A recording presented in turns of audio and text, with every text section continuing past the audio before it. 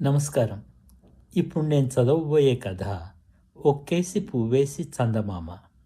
రచన జక్కని వేణుమాధవ్. గళం హనుమంతరావు. ఎడిటర్ శివాని. కథలోకి వెళదాం. ఆ రోజు సద్దుల బతుకమ్మ. ప్రొద్దున్నే లేచి అమ్మ ఇచ్చిన చేయి సంచిని తీసుకుని పూలు తెచ్చేందుకు బయలుదేరుతుండగా పక్కింటి తారాబాయి అక్క పిలిచింది. వేణు, పువ్వుల కోసం వెళ్తున్నావా?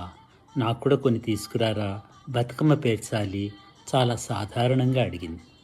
ఆ మాటల్లో సొంత అక్క కాకపోయినా తను అడిగితే నేను తప్పకుండా వింటాననే నమ్మకం కనిపిస్తోంది. మా అక్క దగ్గర ఎంత చనువు ఉందో అంతే చనువుతూ ఉంటాను.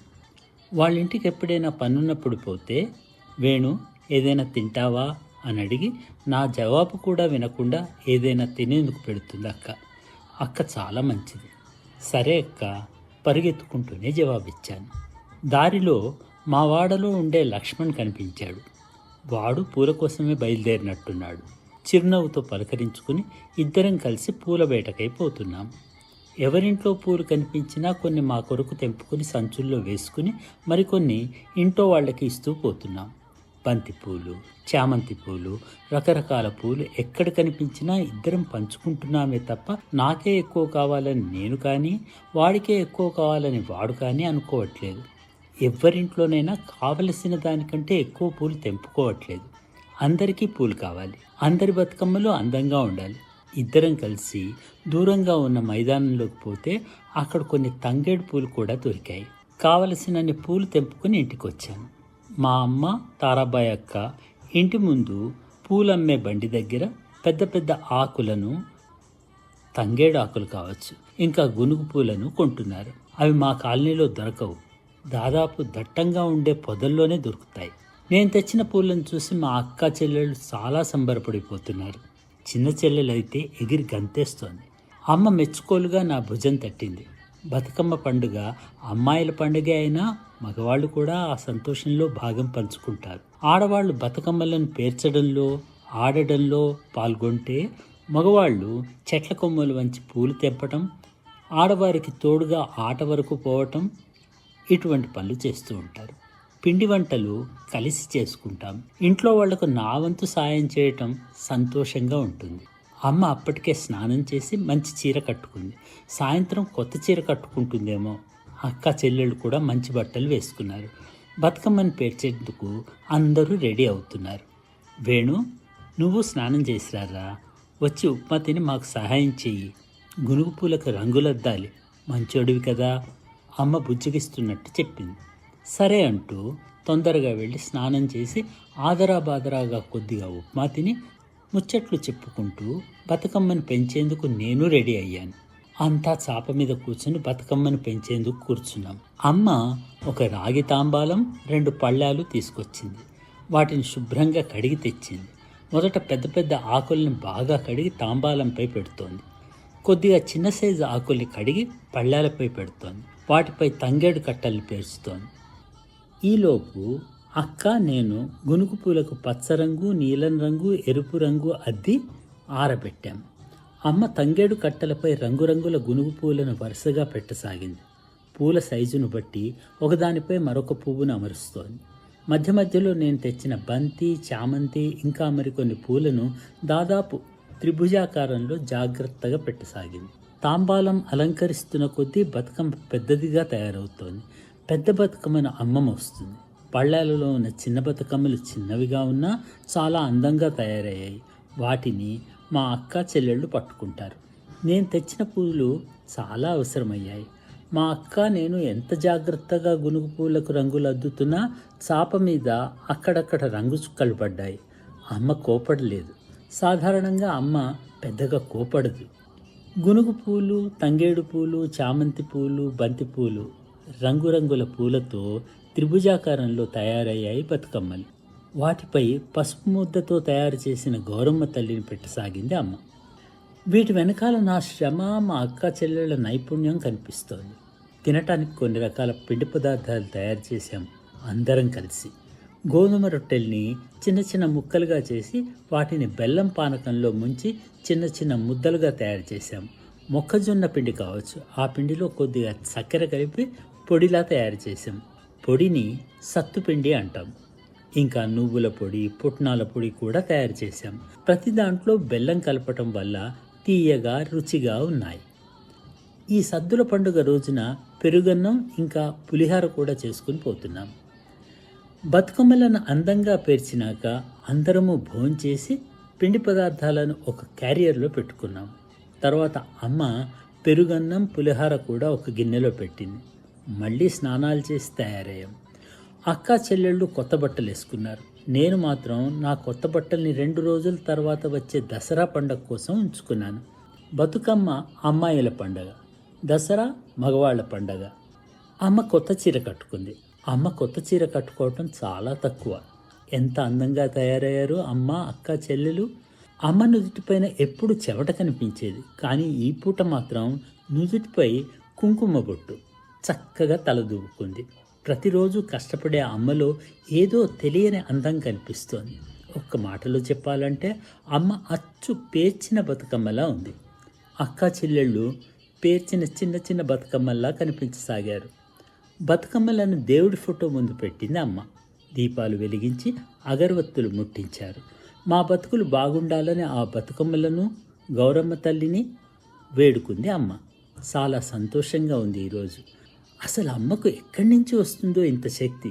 ఎప్పుడు అలసిపోయినట్టుగా కనిపించదు. ఏదో ఒక పని చేస్తూనే ఉంటుంది. ఎప్పుడు తింటుందో, ఎప్పుడు నిద్రపోతుందో, మా గురించే ఆలోచన, ఆరాటం. సాయంత్రం అయ్యింది. అమ్మ తాంబాలంలో పేర్చిన బతుకమ్మని చేతుల్లోకి తీసుకుని బయలుదేరుతోంది. పళ్ళాల్లో పేర్చిన బతుకమ్మలను అక్క చెల్లెళ్ళు తీసుకుని బయలుదేరుతున్నారు.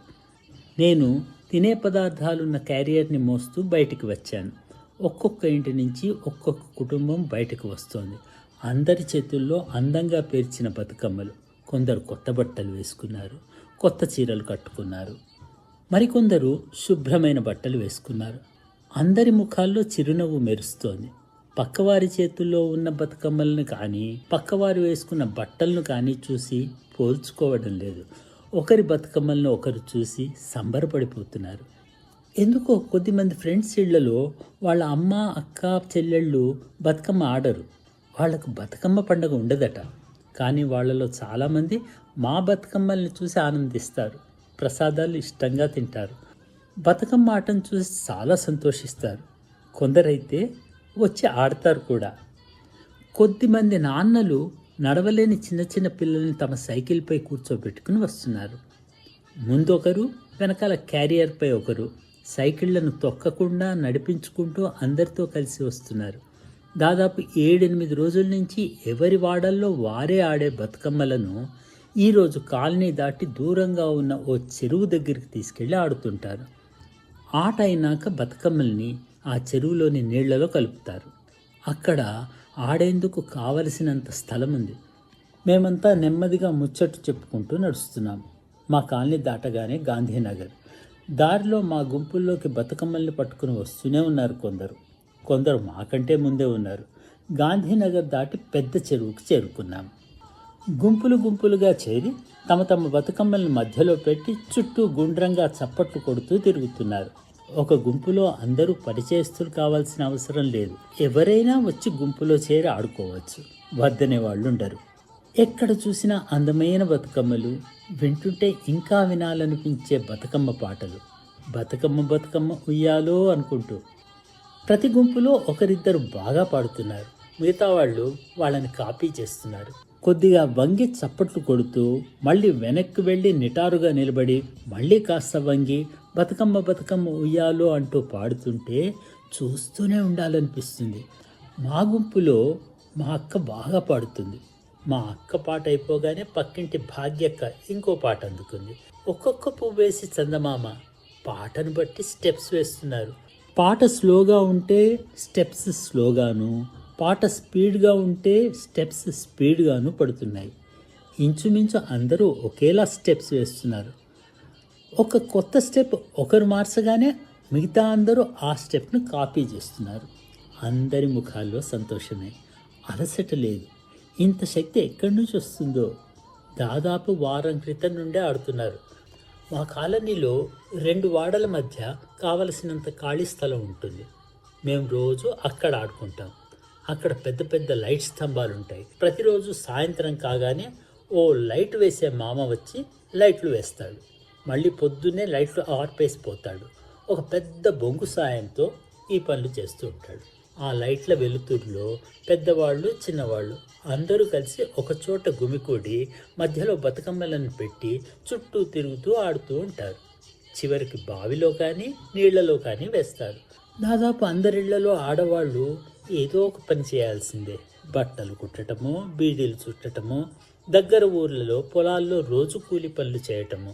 ఎందుకంటే మా నాన్నలు మిల్లులో పనిచేసి సంపాదించే డబ్బులు పూర్తిగా సరిపోవు. రోజంతా ఏదో ఒక పని చేస్తూ అలసిపోయి కాస్త విశ్రాంతి తీసుకునే సమయాన అంటే సాయంత్రం మళ్ళీ బతుకమ్మ ఆడటం గొప్ప కళే. ఆట తర్వాత మళ్ళీ ఇంటికెళ్ళి పని చేయాల్సిందే. ఇంత శక్తి ఎక్కడి నుంచి వస్తుందో వీళ్లకు, శ్రమని ఎట్లా మర్చిపోతారో. అందరూ ఇలా బతుకమ్మ ఆడుతూ పాడుతూ ఉంటే నేను మా వాడలో ఉన్న ఫ్రెండ్స్తో గడ్డిపై కూర్చుని చూస్తున్నాను సంతోషంగా. మాలో ఉన్న సుధాకర్ చాలా హుషారుగా ఉంటాడు. కోతిలా చెట్టెక్కడం, ఇళ్ళ డాబాలు ఎక్కడం వాడికి చాలా ఈజీ. జామకాయలు కానీ మామిడికాయలు కానీ ఎంత చిటారు కొమ్మన ఉన్నా సరే చాలా ఈజీగా తెంపుకొని వస్తాడు.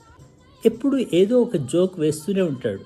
వాడు సత్తుపిండిని నోట్లో వేసుకుని సిగరెట్లా తాగుతున్నట్టుగా పోజు పెట్టి ఒక్కసారిగా పిండిని బయటకు వదులుతున్నాడు. ఆ పిండి సిగరెట్ పొగ మాదిరి బయటకు వస్తుంటే మేమంతా నవ్వుతూ చూస్తున్నాం. మేము వాడిలాగా సత్తుపిండిని నోట్లో వేసుకుని సిగరెట్ తాగుతున్నట్టు పోజు పెట్టి పిండి వదలటం మొదలుపెట్టాం. నెమ్మది నెమ్మదిగా కొన్ని గుంపులు ఆటైపోగానే వాళ్ళ బతుకమ్మలను నీళ్లలో వేస్తున్నారు. చాలా బతుకమ్మలు నీళ్లలో తేలుతున్నాయి. మా అమ్మ వాళ్ళ ఆట కూడా అయిపోవచ్చింది. అందరూ ఆడటం ఆపి తెచ్చుకున్న తినే పదార్థాల మూటల్ని విప్పి క్యారియర్లను తెచ్చి పంచుకుంటున్నారు.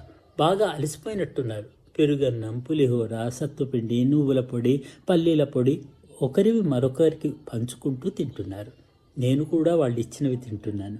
దాదాపు అన్నీ ఒకేలా ఒకే రుచితో ఉన్నాయి. ఇక బతుకమ్మలను చెరువులో కలపాలి. ఆడవాళ్ళు లోతు లేని చోట అంటే చెరువు మొదలైన దగ్గర కలుపుతున్నారు. మాలాంటి వాళ్ళు కొద్దిగా లోపలికి వెళ్ళి కలుపుతున్నారు. మా బతుకమ్మలే కాకుండా పక్కవారివి కూడా నీళ్లలో కలుపుతున్నాను. నిక్కరే వేసుకున్నాను కాబట్టి నీళ్లలో మోకాల కంటే కాస్త పై వరకు మునిగినా ఇబ్బంది లేదు. పైగా అపాయం కూడా లేదు. నేను చాలా జాగ్రత్తగా బతుకమ్మల్ని దూరంగా లోతుగా ఉండే దగ్గర కాకుండా ముందర కలుపుతున్నాను. మా ఫ్రెండ్ సుధాకర్ అయితే కొద్దిగా లోతు వరకు పోయి కలిపి వస్తున్నాడు. వాడిని చూస్తే నాకు చాలా గొప్పగా అనిపించింది. వాడిలాగా లోపలి దాకా పోయే ధైర్యం నాకు లేదు. శంకరన్న మా వాడలో వయసులో మాకంటే పెద్దవాడు, బలం ఎక్కువ, కబడ్డీ బాగా ఆడతాడు. ఆయన లోపలి దాకా పోవద్దని మందలిస్తూనే ఉన్నాడు. రేయ్, లోపల దాకా పోకండ్రా, ఈ చెరువులో ఎక్కడ గుంటలు ఉంటాయో తెలియవు. మామూలుగానే కనిపిస్తాయి, ఒక్కోసారి లోతైన గుంట ఉంటుంది, అందులో పడితే డేంజర్. ఇంకా తుమ్మ చెట్లు కూడా బాగానే ఉన్నాయి రోయ్. శంకరన్న మాటలు పూర్తి కానేలేదు. సుధాకర్ పాపం ఒక గుంటలో మునుగుతున్నాడు. అందరూ చూస్తుండగానే నడుము దాకా మునిగాడు. వెనక్కి రావాలని ప్రయత్నిస్తున్నాడు, కానీ రావడం లేదు. వాడి కాళ్ళు బురదలో ఇరుక్కున్నాయేమో. ఒక్క సెకండ్లో భుజం వరకు మునిగిపోయాడు. అందరూ ఒక్కసారిగా అరుస్తున్నారు, ఎవరైనా కాపాడేందుకు వస్తారని. వాళ్ళ అమ్మైతే నీళ్లలోకి పోతూనే ఉంది వాడిని తీసుకొద్దామని. వద్దంటే లోపలికి పోయావు అంటూ ఇంకా లోపలికి పోతోంది. లోపలికి పోకుండా అందరూ ఆమెను ఆపుతున్నారు. దాదాపు అందరం చిన్నపిల్లలం, ఎక్కువ మంది ఆడవాళ్లే. అంతలో ఎప్పుడు నీళ్లలో దూకాడో శంకరన్న ఉరుక్కుంటూ ఈత కొట్టుకుంటూ వాణ్ణి లాగుతున్నాడు. కొద్దిగా లాగినాక ఎక్కువ లోతు లేదేమో వాడు నిలబడ్డాడు. అందరం ఊపిరి పీల్చుకున్నాం. వాణ్ణి గట్టిగా పట్టుకుని శంకరన్న ఒడ్డుకేసి వచ్చాడు. సుధాకర్ ముఖంలో భయమే లేదు. నేను భయపడినంత కూడా వాడు భయపడలేదు. శంకరన్న కొద్దిగా కోపంగా, నేను చెప్తూనే ఉన్నాను కదరా అంటూ వాడి అమ్మకు వాడిని అప్పగించాడు. అప్పటిదాకా భయపడి అరుస్తున్న వాడి అమ్మ వాడు దగ్గరికి రాగానే వీపు మీద కొట్టడం మొదలుపెట్టింది. తిడుతోంది కూడా. ఆమె తిట్లలో కోపం కాదు, భయం ఎక్కువగా కనిపిస్తోంది. ఎందుకో మా ఇళ్లలో ఎవరైనా టైంకి ఇంటికి రాకపోతే మొదట భయపడి క్షేమంగా ఇంటికి వస్తే దేవుడికి కొబ్బరికాయ కొడతామని మొక్కుకుంటారు. ఇంటికి రాగానే మొదట కొట్టి తిట్టి తర్వాత బుజ్జగిస్తూ అన్నం తినిపిస్తారు. ఇదేం రకం ప్రేమనో. అందరం ముచ్చట్లు చెప్పుకుంటూ ఇళ్లకు తిరిగిపోతున్నాం. ఇదండి జక్కని వేణుమాధవ్ గారి రచన ఒక్కేసి పువ్వేసి చందమామ. గళం హనుమంతరావు. ఎడిటర్ శివాని. నమస్కారం.